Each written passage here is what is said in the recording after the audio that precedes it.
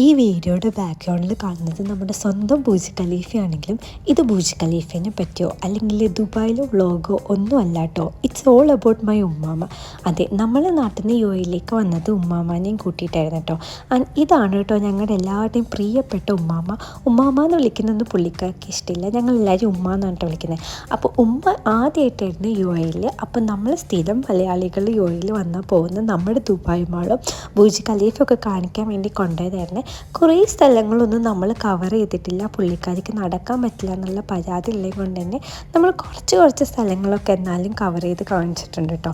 അങ്ങനെ നമ്മളാണെന്നെങ്കിൽ നമ്മൾ ബുർജ് ഖലീഫയും പിന്നെ മുകളിലെ ഐസ് റിങ്ങും വാട്ടർഫാൾസ് എല്ലാം കണ്ട് അൽബിക്കുന്ന ഫുഡെല്ലാം കഴിച്ച് അത് കഴിഞ്ഞ് നമ്മളാണെന്നുണ്ടെങ്കിൽ ബുർജിൽ അറബും കാണാൻ പോയിട്ട് വീട്ടിലെത്തിയിട്ടുള്ള അവസ്ഥയാണ്.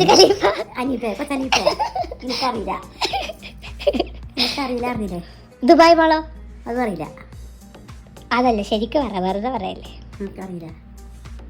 അപ്പൊ ദുബായ് മാള് കണ്ടിട്ടില്ല, ബുർജ് ഖലീഫ കണ്ടിട്ടില്ല. നീ കൊള്ളാമല്ലോ.